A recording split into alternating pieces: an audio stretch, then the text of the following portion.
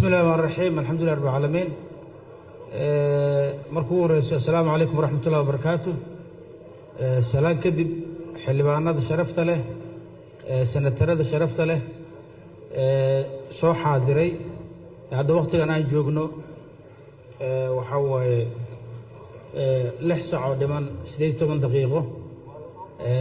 buugga xaadirinta wuxuu furmay saakay 9 subaxnimo haddana saacadan ku darnay maadaama maanta labada aqal ee wada fadhiyaan uu yahay wada jirka labada gole ee baarlamaanka jamhuuriyadda federaalka Soomaaliya haddana markaan saacad ku darnay waxaa la gaaray 12kii waa sii sugnay si uu u baaqanin baarlamaanka marka hadda waxaa la maraa 12kii iyo 40 iyo wax la jiro marka intaan kadib u dulqaado weynay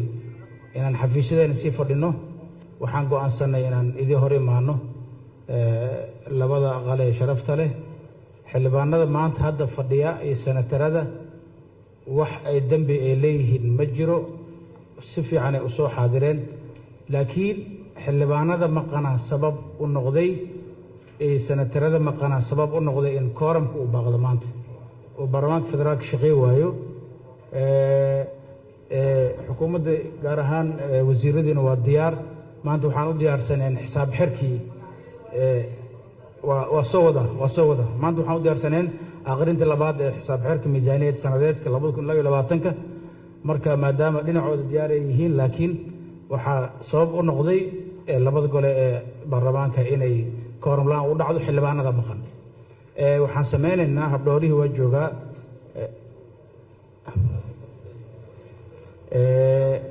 xogayihii waa joogaa labada aqal habdhooryaashiina way joogaan guddiga xorosaadkii way joogaan wax naga maqan ma lahan marka arinta xaadirista xildhibaanada isbuucyadan dama aaday u liidataa kulankii kan ka horreeyey xilligan furnay waa dareemayseen xildhibaanaha marka waxay ku doodeen saacadan maxaa u socotiin annaga saakay 9 subaxnimo xafiisyadeena fadhinay dhammaan guddoonka wax naga maqan ma leh guddoonka kale waxay nagu sugayaan xafiiskooda aniga guddoomiye timcada waxaan u soo baxnay inaan baarlamaankii maanta xirno kooram la'aan u xirno taasna waxay sharaf dhac ku tahay labada gole ee baarlamaanka shaqo adaga noo taalo shaqooyinka noo yaal waxaa ka mid ah kalfadhigan arrimaha dastuurka habraaca ka mid ah dastuurka bilowgiisa hore dastuurka ka mid ah 4 jabtar ugu horeey in aan ka shaqeyno kalfadhigan shacabku waxay sugayaan inaan ka shaqeyno waxaan hor yaala wadanka inaan u jiheyno maxaan ku yiraahdaa doorashooyin qof iyo cod ah waxaan hor yaala axsaabti waxaan hor yaala sharciga doorashooyinka gudiyada aan hor yaala shaqadu way badan tahay shaqadaas marka waxaan laga rabaa labada qale baarlamaanka inay ka shaqeeyaan si wadankan aan u gaarsiino doorasho qof iyo cod ah oo xisbiyo badan marka aad u maasantihiin inta joogta maanta wax dambi ma laha habdooraha iyo xogayahana waxaan faraa maalinta sabtiga la yeeri doona insha Allah maalinta sabtiga la yeeri doona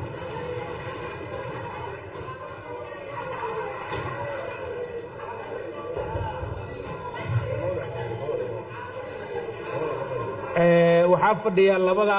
aqalkeena maalintan gooni u leenahay aan yeeri doonaa saasa ka wada labada aqal fadhiya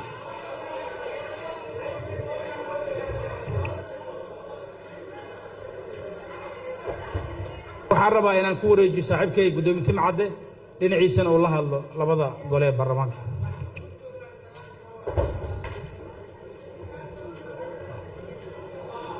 بسم الله الرحمن الرحيم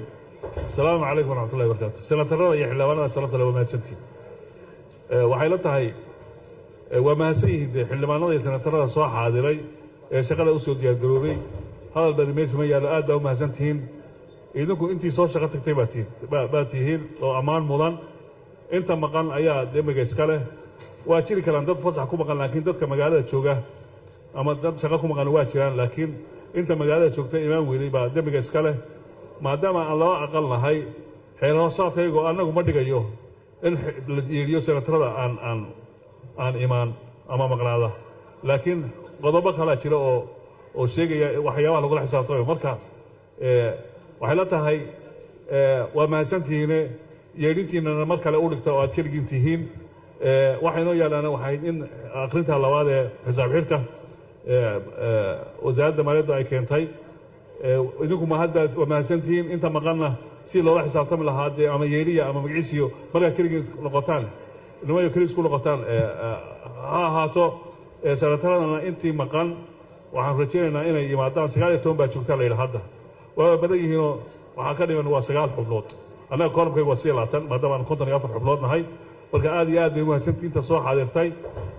intaas baan anugu odhan lahaa inta maqanna waxaan rajaynaynaa inay yimaadaan si waajibaadka loo guto haddii kale waxaynu qaadanaaba xaaraan noqonaya oo mushahar ninka qaadanaya ee shaqo soo tegi waaya hadda waa xaaraan ilaahayna waa kula xisaabtamaya ummadduna inay ogaato soomaaliyeed waa loo baahan yahay aad iyo aad baa mahadsantihiin assalamu calaykum waraxmatullahi wabarakaatu